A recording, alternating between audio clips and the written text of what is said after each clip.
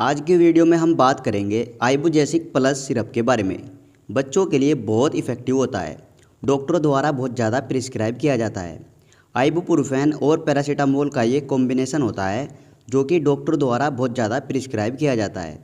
तो चलिए इस सिरप के बारे में पूरी इन्फॉर्मेशन ले लेते हैं, जैसे कि ये सिरप कब यूज़ किया जाता है, किस कंडीशन में यूज़ करते हैं, डोज कितने mg के हिसाब से देनी है और इस सिरप का प्राइस, प्रिकॉशन, साइड इफ़ेक्ट, ये सारी इन्फॉर्मेशन आज हम इस वीडियो में जानने वाले हैं।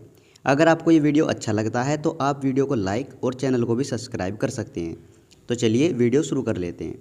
Ibugesic plus syrup Cipla company के द्वारा बनाया जाता है और 60 ml का ये सिरप होता है जिसका MRP 39 रुपये होता है। 60 ml के अलावा ये आपको 100 ml में भी मिल जाएगा और इसमें आपको 2 साल्ट देखने को मिल जाएंगे, आइबुप्रोफेन और पैरासीटामोल। आइबुप्रोफेन 100 mg में होता है और पैरासीटामोल 162 mg में होता है। पैरासीटामोल 162 mg पर 5 ml, यानी इसके 5 ml में आपको आइबुप्रोफेन 100 mg और पैरासीटामोल 162 mg मिल जाएगा।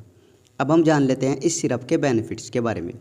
आइबुजेसिक प्लस NSAIDs कैटेगरी का सिरप होता है जो एंटीपायरेटिक, एंटी इन्फ्लामेटरी और एंटी एनाल्जेसिक में काम करता है, यानी दर्द, बुखार और सूजन को कम करने के लिए इस सिरप को यूज़ किया जाता है। किसी बच्चे को थ्रोट इन्फेक्शन हो जाता है, उसमें बहुत तेज बच्चे को फीवर होता है, ऐसी कंडीशन में इस सिरप को यूज़ किया जाता है। थ्रोट इन्फेक्शन कब होता है?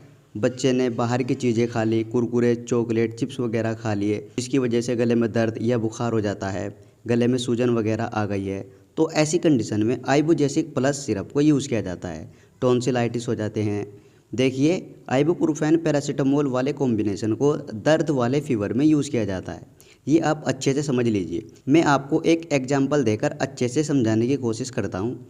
मान लीजिए किसी बच्चे को वायरल फीवर हो गया है, गर्मी की वजह से या फिर लू लगने की वजह से या फिर डायरिया में फीवर हो जाता है डिहाइड्रेशन की वजह से, तो ऐसी कंडीशन में प्लेन पैरासीटामोल सिरप को यूज़ किया जाता है, लाइक कालपोल सिरप या क्रोसिन सिरप। इस तरह से ओनली पैरासीटामोल सिरप को यूज़ किया जाता है। और अगर बच्चे को गले की वजह से फीवर आ गया है, गले में इन्फेक्शन की वजह से या फिर पेन की वजह से या सूजन की वजह से बच्चे को फीवर आ गया है, तो ऐसे में आइबुजेसिक प्लस यानी आइबुप्रोफेन पैरासीटामोल कॉम्बिनेशन वाला सिरप यूज़ किया जाता है। आई होप अब आप अच्छे से समझ गए होंगे ये सिरप कब यूज़ किया जाता है। तो ये थे इसके कुछ बेनिफिट्स। अब हम जान लेते हैं प्रिकॉशंस यानी सावधानियाँ। बच्चों में तो यही सावधानियाँ होती है, आपने ओवरडोज में दवाई नहीं देनी है और बच्चों की पहुँच से दवाई को दूर रखा जाता है। बच्चे को दवाई का टेस्ट पसंद आ जाता है, जैसे इस सिरप का ऑरेंज टेस्ट है, तो बच्चा चोरी छिपे दवाई को कई बार पी लेता है। इसलिए बच्चों की पहुंच से दवाई को दूर रखना चाहिए, वरना ओवरडोज होने की वजह से साइड इफ़ेक्ट हो सकता है। और गाइस, किसी भी मेडिसिन को यूज़ करने से पहले एक बार उसकी एक्सपायरी चेक कर ले। और अगर बच्चे को लिवर या फिर किडनी से रिलेटेड कोई प्रॉब्लम है तो ऐसे में आप पहले अपने डॉक्टर को बता दें, उसके बाद ही इस सिरप को यूज़ करें। तो ये थे इसके कुछ प्रिकॉशंस। अब हम जान लेते हैं कॉमन साइड इफ़ेक्ट के बारे में। कॉमन साइड इफ़ेक्ट की बात की जाए तो नोज़िया, वोमिटिंग यानी बच्चे को उल्टी मतली या फिर एब्डोमिनल पेन, पेट दर्द वगैरह हो सकता है, डायरिया, हार्टबर्न, दस्त वगैरह लग सकते हैं, जलन वगैरह हो सकती है। इस तरह का कॉमन साइड इफ़ेक्ट एक आध बच्चे को कभी कभी आ सकता है, जो 1-2 दिन में ही ठीक हो जाते हैं। अब हम लास्ट में जान लेते हैं आइबुजेसिक प्लस सिरप की डोज़ के बारे में। तो देखिए गाइज, डोज बच्चे के वेट के हिसाब से दी जाती है और यहाँ पे हमने 2 साल्ट देखे हैं, आइबुप्रोफेन और पैरासीटामोल। कम से कम हमें इन दोनों में से किसी एक की डोज पता होनी चाहिए। जैसे पैरासीटामोल की 15 mg पर kg डोज होती है। अब आपने इस तरीके से डोज कैलकुलेट करनी है। मान लीजिए कोई 10 किलो का बच्चा है और अभी मैंने कितनी डोज बताई, 15 mg पर kg, यानी 1 किलो के बच्चे को 15 mg दे सकते हैं।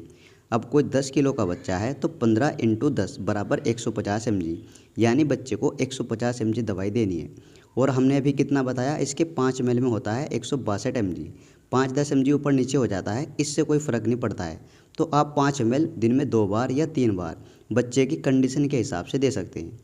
तो इस तरीके से डोज दी जाती है। इसी तरह अगर कोई 8 किलो का बच्चा है या 15 किलो का बच्चा है या 20 किलो का बच्चा है तो आपने बस 15 mg से उसे डोज को कैलकुलेट कर लिए। 15 × 15 या फिर 15 × 8, 15 × 10, इस तरीके से जितनी भी डोज आ जाती है उसके हिसाब से आप दे सकते हैं। तो ऐसे आपने दवाई देनी होती है। उम्मीद करता हूँ ये छोटी सी वीडियो आपको ज़रूर पसंद आई होगी। इसी तरह की वीडियो देखने के लिए आप हमारे चैनल को भी सब्सक्राइब कर सकते हैं।